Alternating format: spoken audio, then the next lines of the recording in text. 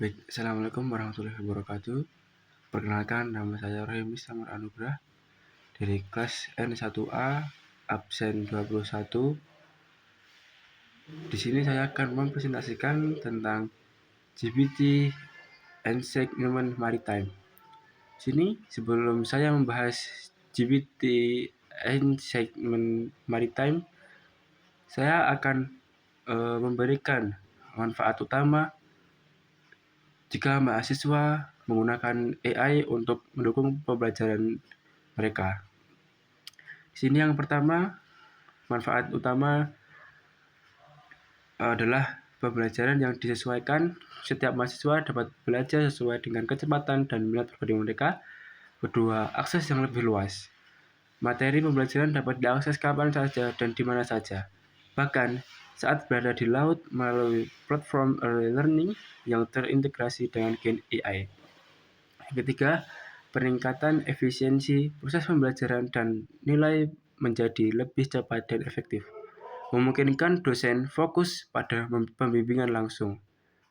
Dan di sini adalah tantangan yang perlu diperhatikan mahasiswa untuk menggunakan Gen AI ini.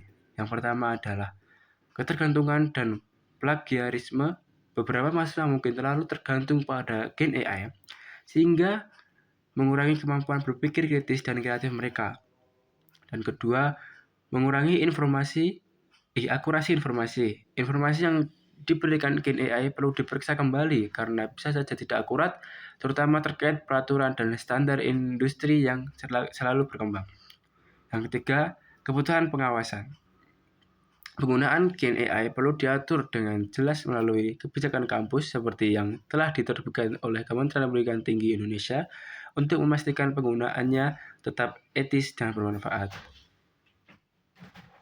Dan ini adalah penggunaan GPT and Segment Maritime untuk mendukung pembelajaran mahasiswa nautika. Di sini dapat memberikan penjelasan personal tentang topik nautika seperti P2TL, perencanaan rute, dan sistem navigasi. Penggunaan bisa memilih topik dan tingkat detail yang diinginkan, serta mengikuti kuis interaktif untuk mengevaluasi pemahaman kembali. Kemudian di sini ada contoh penerapan GPT and Segment Maritime.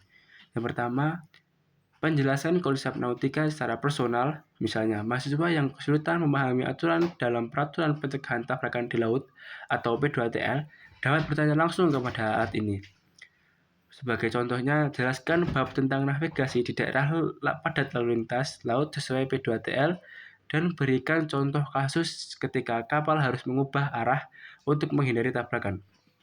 Alat akan memberikan penjelasan terstruktur, contoh skenario konkret, dan bahkan visualisasi deskriptif tentang posisi kapal dan tindakan yang tepat.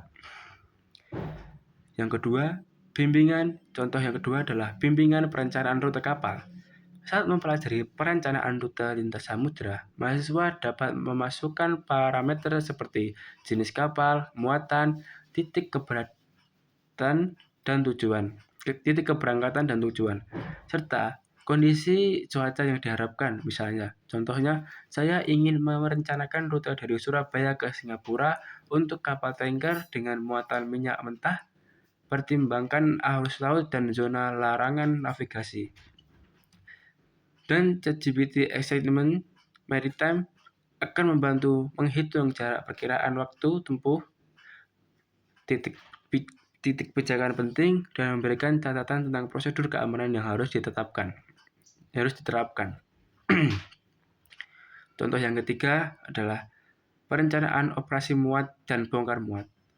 Contoh permintaan, saya ingin merencanakan operasi muat gandum pada kapal truk besar di Pelabuhan Tanjung Priok. Pertimbangkan faktor stabilitas kapal dan prosedur keamanan saat muatan. Alat akan membantu menghitung distribusi muatan yang tepat, langkah-langkah pemeriksaan stabilitas, dan prosedur untuk menghindari kecelakaan seperti kemiringan kapal.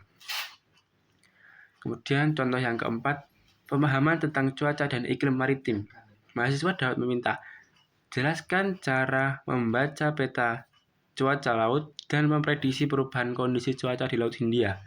Apa indikator yang harus dipertimbangkan saat merencanakan rute kapal? Alat akan menjelaskan simbol-simbol pada peta cuaca, cara menganalisis pola angin dan arus, serta langkah-langkah penyesuaian rute jika ada kondisi cuaca ekstrim. Terus selanjutnya contoh yang kelima, pembelajaran bahasa maritim internasional. Mahasiswa dapat meningkatkan kosakata dan komunikasi maritim dengan permintaan berikan daftar istilah komunikasi radio maritim dalam bahasa Inggris beserta artinya dan contoh penggunaannya dalam percakapan antara kapal dan pelabuhan. Alat juga bisa membantu berlatih simulasi percakapan radio dalam situasi tertentu seperti meminta izin masuk pelabuhan. Kemudian di sini ada etika penggunaan Gen AI.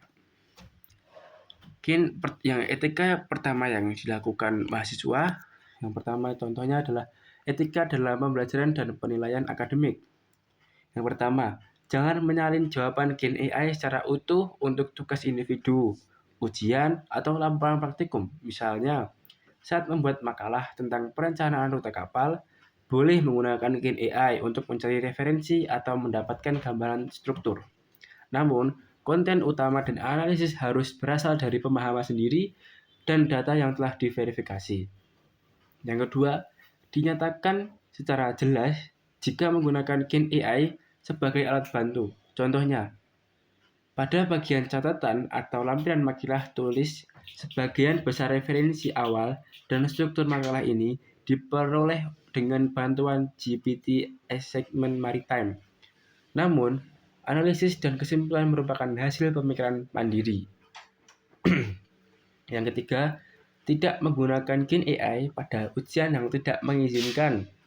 Saat mengikuti ujian keahlian pelaut yang bersifat tertutup dan terawasi, harus mengandalkan pengetahuan sendiri tanpa alat bantu apapun termasuk Gen AI.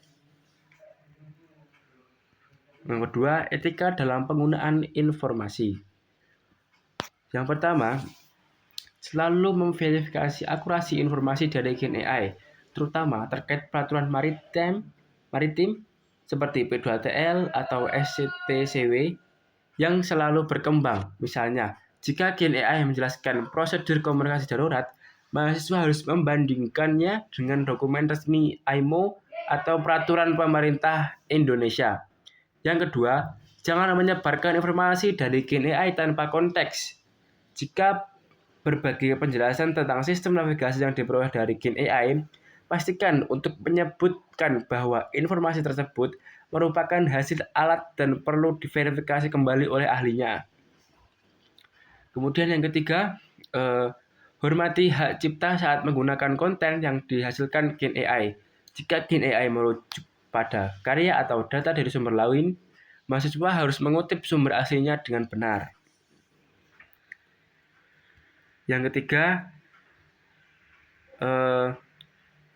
etika dalam pengembangan kemampuan diri. Jangan terlalu bergantung pada Gen AI untuk belajar dasar yang seharusnya meningkatkan keterampilan.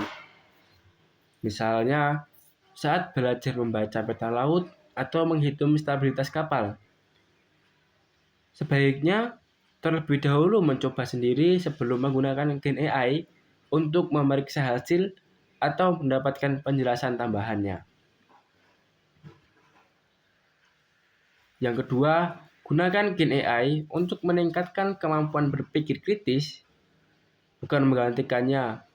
Contohnya, setelah Gen AI memberikan analisis kasus kecelakaan laut, mahasiswa harus mencoba mengidentifikasi faktor lain yang mungkin tidak disebutkan dan membuat kesimpulan sendiri tentang pelajaran yang dapat diambil. Dan terima kasih. Itu saja dari saya. Jika ada salah kata, saya mohon maaf. Wabillahi taufiq wal hidayah. Wassalamualaikum warahmatullahi wabarakatuh.